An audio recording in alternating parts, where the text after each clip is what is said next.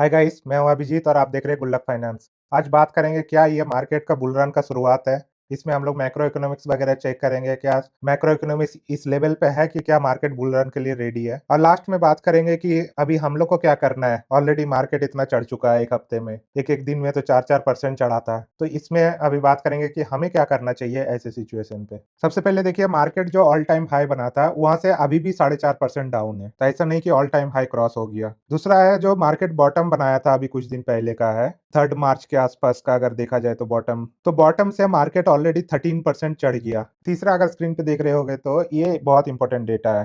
पिछला 7 मंथ में मार्केट ने जीरो रिटर्न दिया। मतलब ये पूरा 7 मंथ टाइम करेक्शन पे चला, मतलब पूरा टाइम जो लगा है, इस टाइम पे मार्केट कहीं अप या डाउन कहीं नहीं गया, एक रेंज बाउंड में घूमता चला गया, तो इसको बोलते हैं टाइम करेक्शन। दूसरा होता है प्राइस करेक्शन। प्राइस करेक्शन क्या होता है, 26,000 पे जैसे मार्केट गया था उससे घट के जो 22,000 पे आ गया था मार्केट, ये 4,000 पॉइंट जो गिरा, इसको बोलते हैं प्राइस करेक्शन।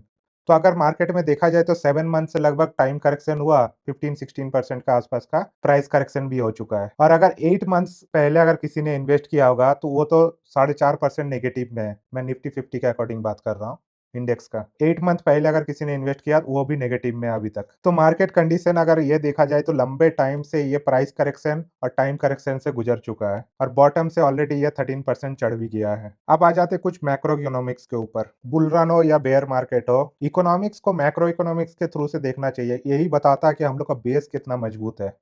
अगर बेस में गड़बड़ आ रहा, तो अगर बुल रन हो भी रहा तो ज़्यादा दिन नहीं टिकेगा, वो बहुत तेजी से गिरेगा फिर मार्केट। तो अभी का बेस के अकॉर्डिंग हम देखते हैं पीएमआई इंडेक्स, ये मैन्युफैक्चरिंग का इंडेक्स होता है। इसमें अगर 50 से ऊपर अगर पॉइंट आ रहा, मतलब मैन्युफैक्चरिंग एक्सपेंड कर रहा।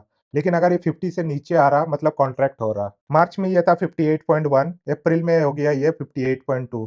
तो इसका मतलब कंटिन्यूअस लास्ट 2 मंथ से ये एक्सपेंड कर रहा है। पीएमए डेटा बहुत इंपॉर्टेंट है, क्योंकि देखो लास्ट अगर एक साल पहले का अगर डेटा देखोगे ना, तो इन लोग को जो वर्डिक्ट आता था वो ऐसा था कि वो अभी इन्वेस्ट करने से कतरा रहे हैं, या वो और इन्वेस्ट नहीं करना चाहते, वो मार्केट कंडीशन को पहले समझना चाहते हैं। लेकिन अभी का जो सिचुएशन दिख रहा है, इसके अकॉर्डिंग वो इन्वेस्ट कर रहे हैं, तो इसका मतलब उनको फ्यूचर ग्रोथ दिख रहा है। तो पीएमआई के अकॉर्डिंग तो मार्केट पॉजिटिव है। जीएसटी कलेक्शन देखो, 2.37 लाख करोड़ का कलेक्शन हुआ अप्रैल महीना में, ये शायद ऑल टाइम हाई में जा रहा है। ईयर ऑन ईयर 12.6% से ग्रो किया। इतना लोगों का सैलरी ग्रोथ नहीं कर रहा, लेकिन गवर्नमेंट का कलेक्शन काफी ग्रो कर रहा है। जीएसटी कलेक्शन इतना बढ़ क्यों रहा, इसका ये पता चलता है कि लोगों का बिजनेसेस बढ़ रहे हैं, ट्रेड बढ़ रहा, इसीलिए इतना जीएसटी कलेक्शन हो रहा।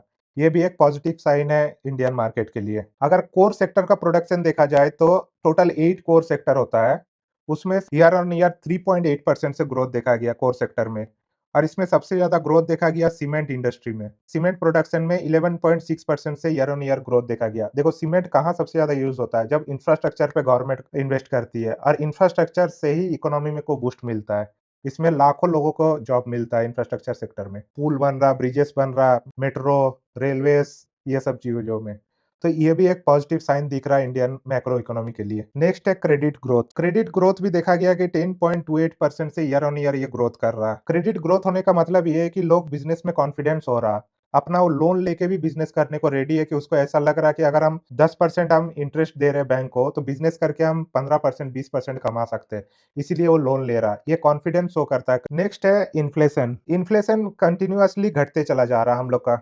ये एक अच्छी बात है, लेकिन ये दो-धारी तलवार होता है। बहुत ज़्यादा अगर इन्फ्लेशन घट के भी बहुत लंबे टाइम तक रहता है, तो उसमें भी इकोनॉमी में ग्रोथ नहीं होगा। तो अभी इन्फ्लेशन घट के मंथ ऑन मंथ में हो गया 3.34%, जो कि फरवरी में था 3.61%। और इसमें सबसे ज़्यादा फूड इन्फ्लेशन गिर के हो गया 2.88%, जो कि फार्मर के लिए तो बहुत अच्छा नहीं है, लेकिन पब्लिक के लिए अच्छा है। दूसरा, इन्फ्लेशन का एक और बात है कि इन्फ्लेशन को देख के ही आरबीआई ने अपना रेपो रेट डिसाइड करता है ज़्यादातर। हालाँकि और भी बहुत सारी चीज़ें होता है, लेकिन उसमें मेन फैक्टर एक इन्फ्लेशन होता है। तो इन्फ्लेशन जो लगातार घटते जा रहा है, आरबीआई का जो बेंचमार्क है उसमें 4 टू 6% के अंदर होना चाहिए इन्फ्लेशन, अब तो 4% से भी नीचे आ गया।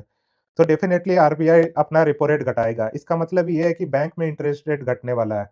अगर कोई लंबे टाइम के लिए एफडी करना चाहते हैं तो ये बेस्ट टाइम है, क्योंकि नेक्स्ट 1-2 मंथ में एफडी का इंटरेस्ट घटने वाला है। और इससे ये फायदा है कि जो लोन लेना चाहता है, लोन का भी इंटरेस्ट रेट घटेगा। तो लोग और ज़्यादा लोन लेके और ज़्यादा बिज़नेस करना पसंद करेंगे। तो इन्फ्लेशन वाइज़ भी अगर देखा जाए तो मार्केट के लिए ये पॉजिटिव न्यूज़ देखा जा रहा है। नेक्स्ट है ट्रेड डेफिसिट।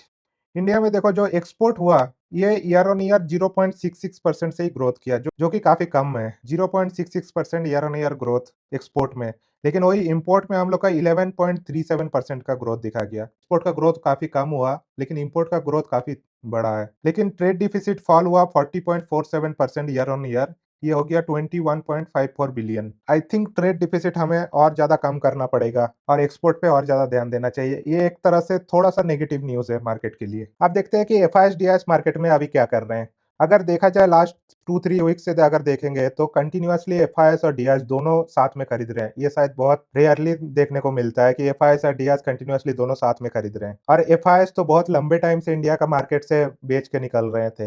लेकिन लास्ट 1 मंथ से अगर देखोगे तो वो ये कंटिन्यूअसली वो भी खरीद रहे हैं और डीआईएस भी खरीद रहे हैं। एक चीज़ समझो, इतने दिनों से डीआईएस खरीदे जा रहा था, जब एफआईएस बेच के निकल रहे थे। तो अब जब एफआईएस खरीद रहा है तो कुछ ना कुछ तो होगा जो डीआईएस बेचेगा।